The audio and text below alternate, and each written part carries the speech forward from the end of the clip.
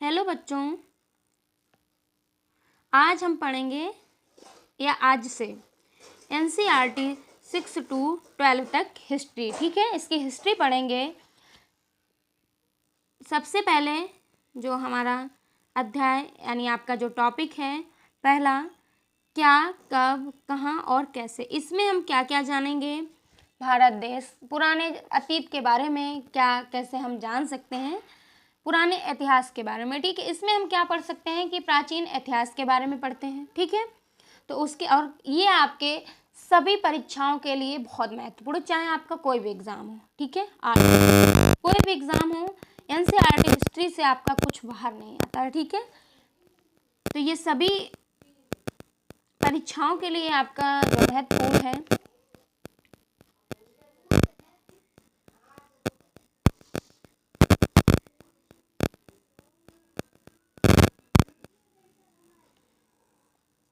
तो अध्याय हमारा क्या है, फर्स्ट, क्या, कब, कहाँ और कैसे। आइए जानेंगे इतिहास के बारे में। रशीदा का सवाल। रशीदा बैठी अखबार पढ़ रही थी। अचानक उसकी निगाह एक सुर्खी पर पड़ी। 100 साल पहले।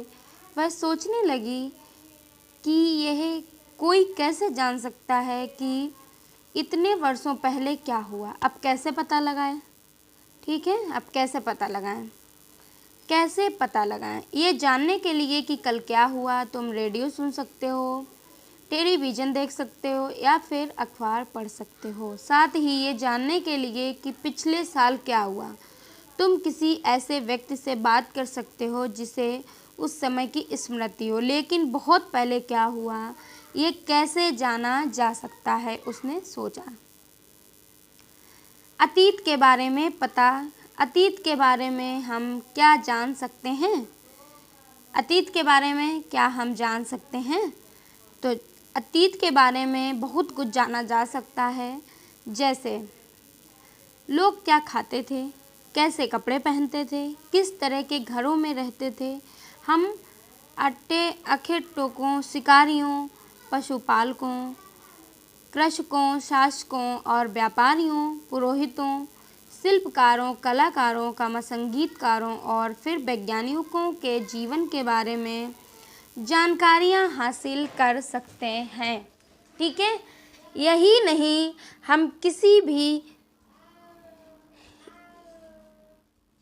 हम ये भी पता कर सकते हैं कि उस समय बच्चे कौन सा खेल खेलते थे, कौन सी कहानियाँ सुना करते थे और कौन से नाटक देखा करते थे, कौन से गीत गाया करते थे। इतनी चीज़ें जान सकते हैं हम लोग अतीत के बारे में। इतनी बातें ये कह सकते हैं, चीज़ें नहीं। सबसे पहले क्या जानेंगे कि अतीत में लोग उस समय कहाँ रहते थे, लोग कहाँ रहते थे। ठीक है,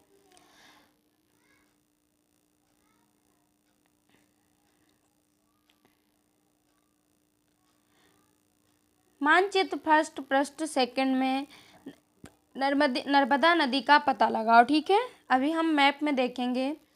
कई लाख वर्ष पहले से लोग इस नदी के तट पर रह रहे हैं। यहाँ रहने वाले आरंभिक लोगों से कुछ कुशल संग्राहक थे जो आसपास के जंगलों की विशाल संपदा से परिचित थे। अपने भोजन के लिए वे जड़ों, फलों तथा जंगलों के अन्य उत्पादकों का यहीं से संग्रह किया करते थे। ठीक है, वे जानवरों का अखोट शिकार भी करते थे।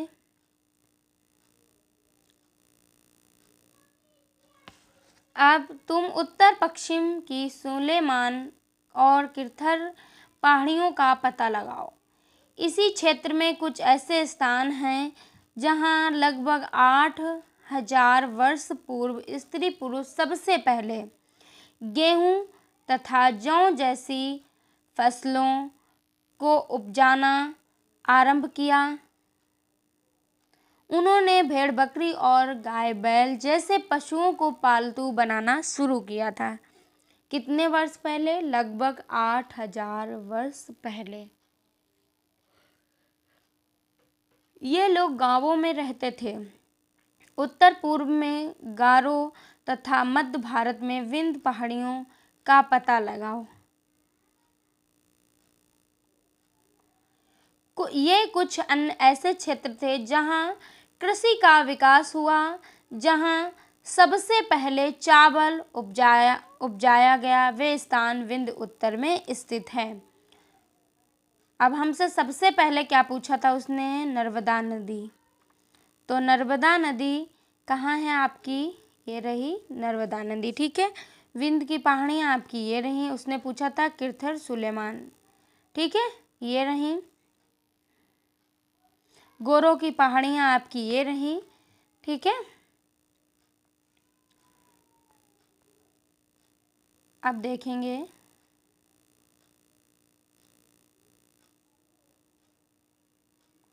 मानचित्र पर सिंधु तथा इसकी सहायक नदियों का पता लगाने का प्रयास करो। अभी हम इसको पढ़ेंगे फिर देखेंगे, ठीक है।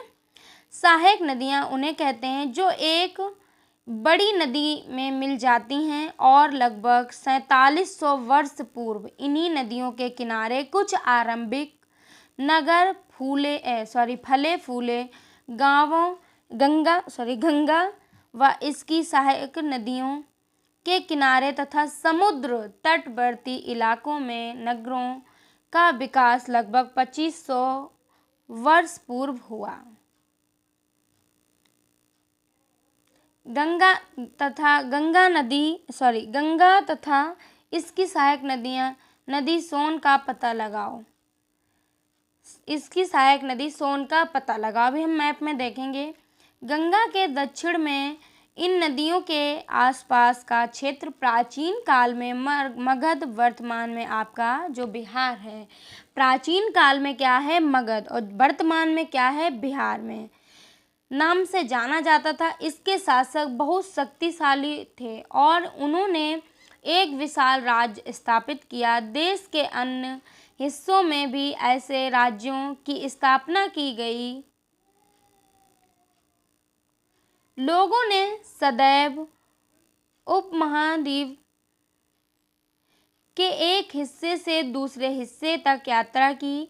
कभी कभी हिमालय जैसे ऊंचे पर्वतों, पहाड़ियाँ, रेगिस्तान, नदियों तथा समुद्र के कारण यात्रा जोखिम भरी होती थी। कभी कभी क्या होता था कि बहुत दिक्कत भरी, बहुत परेशानियों से भरी, जोखिम भरी यात्रा होती थी, ठीक है। फिर ये यात्रा उनके लिए असंभव नहीं थी, ठीक है। उनके लिए यात्रा असंभव नहीं थी, दिक्कत तो बहुत आती थी लेकिन असंभव नहीं थी कि वो यात्रा नहीं करें। अतः कभी लोग काम की तलाश में तो कभी प्राकृतिक आपदाओं के कारण एक स्थान से दूसरे स्थान तक जाया करते थे। कभी क्या वो काम को तलाशने के लिए जाते थे और कभी प्राकृतिक जो आपदा जैसे उसके कारण से लोग एक स्थान से दूसरे स्थान जाया करते थे। कभी कभी क्या होता था,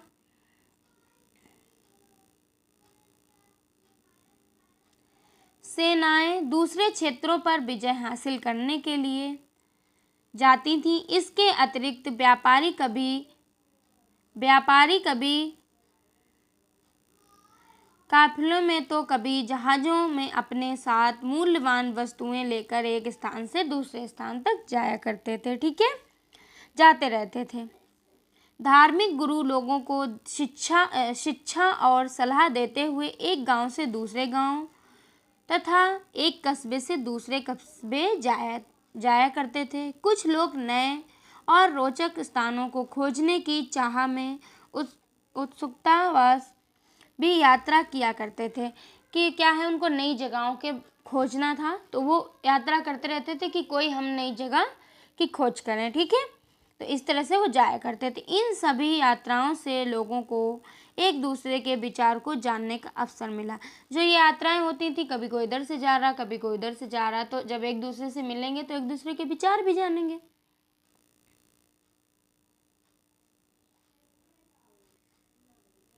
आज लोग यात्राएं क्यों करते हैं, ठीक है, आज लोग यात्राएं क्यों करते हैं, इसको जानने से पहले हम ये जानेंगे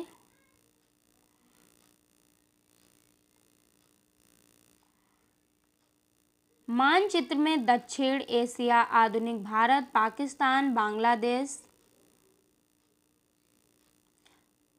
बांग्लादेश, नेपाल, भूटान और श्रीलंका और अफगानिस्तान, ईरान, चीन तथा म्यांमार आदि पड़ोसी देशों को दर्शाता है। ठीक है। दक्षिण एशिया एक महाद्वीप से छोटा है, लेकिन विशालता तथा बाकी एशिया के समुद्रों, पहाड़ियों तथा पर्वतों से बंटे होने के कारण इसे प्रायः उपमहाद्वीप कहा जाता है। ठीक है, इसको आप नोट करके कहीं लिख लीजिएगा।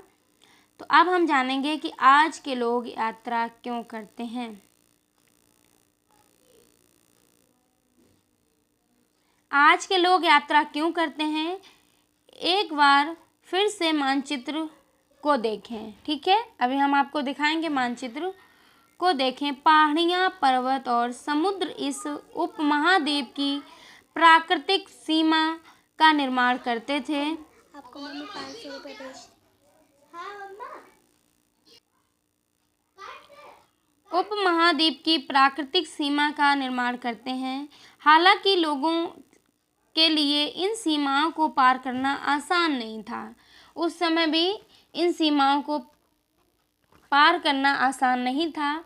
जिन्होंने ऐसा चाहा वे ऐसा कर सके। वे पर्वतों की ऊंचाई को छू सके तथा गहरे समुद्रों को पार कर सके। कहते नहीं, जहाँ चाहा है वहाँ रहा है। अगर आप सोच लेंगे तो आप कर लेंगे, नहीं सोचेंगे तो आप कभी नहीं कर सकते। करने के लिए आपको सोचना तो पड़ेगा।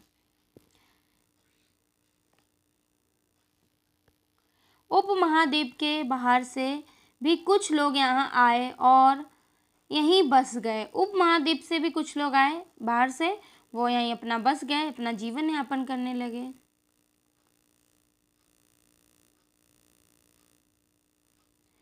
इस आवागमन ने हमारी संस्कृति परंपराओं को समृद्ध किया। जब आवागमन हुआ तो हमारी जो सांस्कृतिक परंपराओं को समृद्ध किया। कई सौ वर्षों से लोग पत्थर को तराशने, संगीत रचने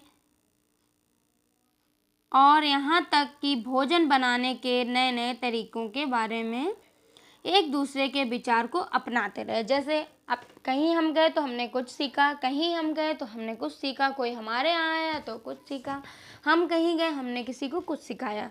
जब आवागमन हुआ तो हमने थोड़ा सा उनकी चीज़ों को, उनके कल्चर को जाना समझा, उन्होंने हमारे को। ठीक है, तो इस आवागमन से क्या, हमने बहुत सी चीज़ें सीखी, बहुत से खाना बनाने जैसे नए नए तरीकों के एक दूसरे के विचार को अपनाते रहे। ठीक है, अब हम क्या जानेंगे कि देश के नाम।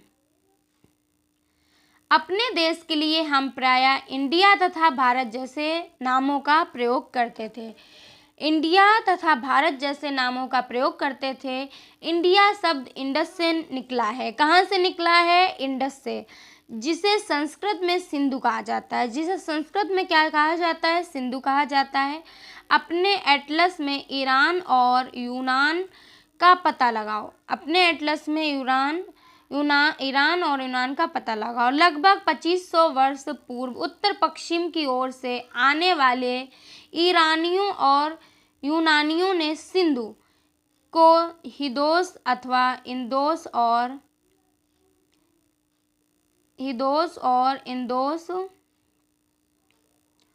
इस नदी के पूर्व में स्थित भूमि प्रदेश को इंडिया कहा। भारत नाम का प्रयोग कर उत्तर पश्चिम में रहने वाले लोगों के लिए, समूह के लिए किया जाता था। ठीक है, इस समूह का उल्लेख संस्कृत के आरंभिक लगभग 3500 वर्ष पुरानी कृति ऋग्वेद में भी मिलता है। ऋग्वेद में भी इसका मिलता है। ठीक है, इसका बाद में इसका प्रयोग देश के लिए होने लगा। बाद में क्या है? देश के लिए इसका प्रयोग होने लगा। अतीत के बारे में हम कैसे जानें? अतीत की जानकारी हम कई तरह से प्राप्त कर सकते हैं। इनमें से एक तरीका अतीत में लिखी हुई पुस्तकों को ढूंढना और पढ़ना। ये पुस्तकें हाथ से लिखी होने के कारण पांडुलिपि कही जाती हैं। ये पांडुलिपि क्यों कही जाती हैं? क्योंकि ये आपकी हाथ से लिखी हुई हैं। ठीक है। अंग्रेजी में पांडुलिपि के लिए प्रयुक्त होने वाला मैन्युस्क्रिप्ट शब्द लैटिन शब्द मैनु जिसका अर्थ हाथ है, ठीक है, से निकला है। ये पांडुलिपियां प्रायः ताड़पत्रों अथवा हिमालय क्षेत्र में उगने वाले भूर्ज नामक पेड़ की छाल से पेड़ की छाल से विशेष तरीके से तैयार भोजपात्र पर लिखी मिलती हैं।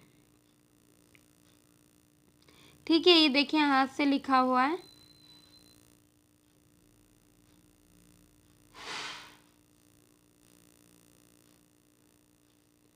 इन वर्षों में इनमें से कई पांडुलिपियों को कीड़ों ने खा लिया। ठीक है, किसने खा लिया? कीड़ों ने खा लिया तथा कुछ नष्ट कर दी गई। फिर भी ऐसी कई पांडुलिपियां आज भी उपलब्ध हैं। प्रायः ये पांडुलिपियां मंदिरों और विवाहों में प्राप्त होती हैं। इन पुस्तकों में धार्मिक मान्यताओं व व्यवहारों, राजाओं के जीवन, औषधियों तथा विज्ञान आदि सभी प्रकार के विषयों की चर्चा मिलती है। ठीक है, इतने चीज़ों की इसमें चर्चा मिलती है। इनके अतिरिक्त हमारे यहाँ महाकाव्य, कविताएं तथा नाटक भी हैं। इनमें से कई संस्कृत में लिखे मिलते हैं, जबकि अन्य प्राकृत और तमिल हैं। प्राकृत भाषा का प्रयोग आम लोग करते थे।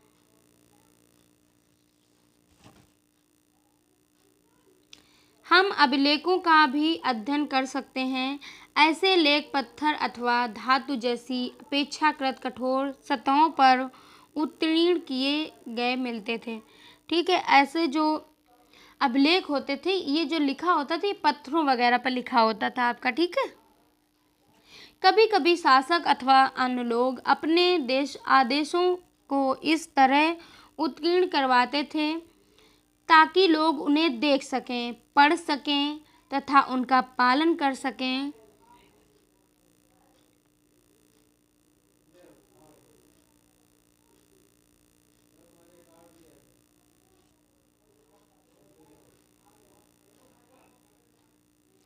कुछ अन्य प्रकार के अभिलेख भी मिलते हैं जिनमें आपके राजाओं तथा रानियों सहित अन्य स्त्री पुरुषों ने भी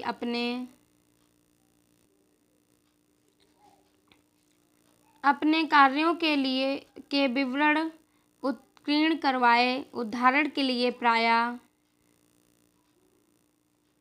शासक लड़ाइयों में अर्जित विजयों का लेखा जोखा रखते थे।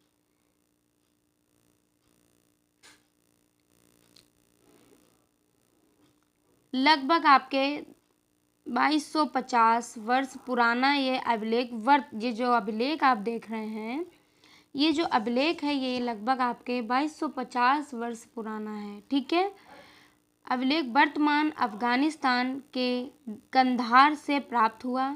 ये अभिलेख अशोक नामक शासक के आदेश पर उत्कीर्ण करवाया गया था।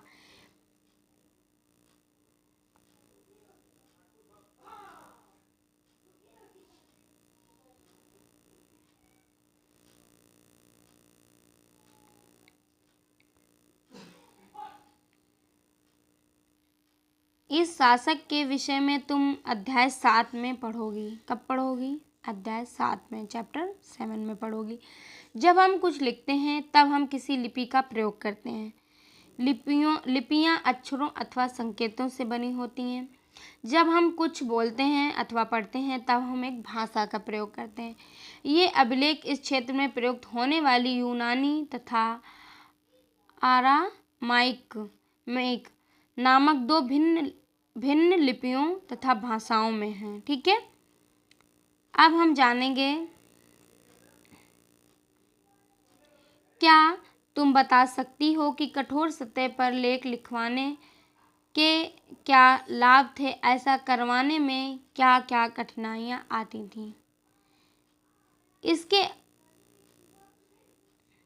इसके अतिरिक्त अन्य कई वस्तुएं अतीत में बनी और प्रयोग में लाई जाती थी। ऐसे वस्तुओं का अध्ययन करने वाला व्यक्ति पुरातात्विक कहलाता था। क्या कहलाता था? पुरातात्विक। पुरातात्विक पत्थर और ईंट से बनी इमारतों के अवशेषों, चित्रों तथा मूर्तियाँ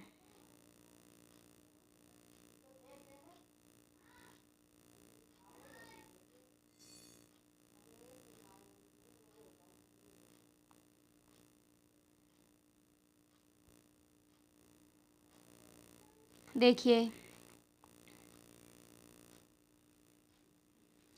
बाएं एक प्राचीन नगर में प्राप्त यात्रा। इस तरह के पात्रों का प्रयोग 4700 वर्ष पूर्व होता था। जैसे मटकी हो गई, ये देखिए पत्थर। दाएं जो आपके एक पुराना चांदी का सिक्का, ठीक है, इस तरह के सिक्कों का प्रयोग आपके 2500 वर्ष पूर्व होता था। हमारे द्वारा आज प्रयोग में आने वाले सिक्के से ये सिक्का कैसे भिन्न था?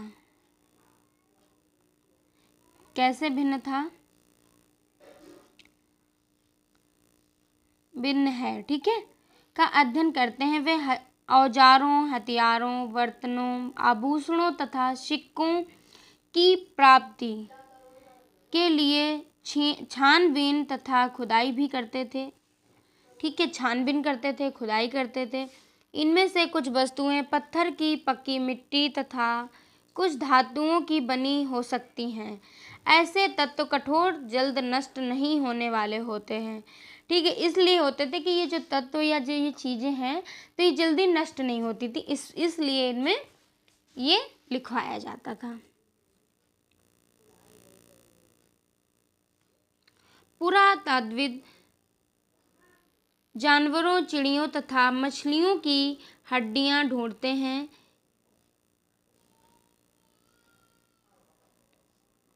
हैं। इससे ये जानने में भी मदद मिलती है कि अतीत में लोग क्या खाते थे। ढूंढने की कोशिश करते हैं कि अतीत में लोग किस जानवर को खाते थे। ठीक है, मतलब कि हड्डियों का क्या है आपका कि क्या चीज़ें खाते थे। सिंपली क्या खाते थे? वनस्पतियों के अवशेष बहुत मुश्किल से बच पाते थे। यदि अन्न के दाने अथवा लकड़ी के टुकड़े जल जाते तो वे जले हुए रूप में बचे रहते। ठीक है, नेक्स्ट हमारा जो हेडिंग है, क्या पुरातात्विदों को बहुधा कपड़ों के अवशेष मिलते होंगे? ये हम आपके नेक्स्ट पार्ट में कवर करेंगे। तो आज के लिए इतना ही, कल फिर मिलते हैं इसके नेक्स्ट पार्ट के साथ। और आप सभी लोग जुड़े रहें टॉपर्स बेसिक क्लासेस के साथ।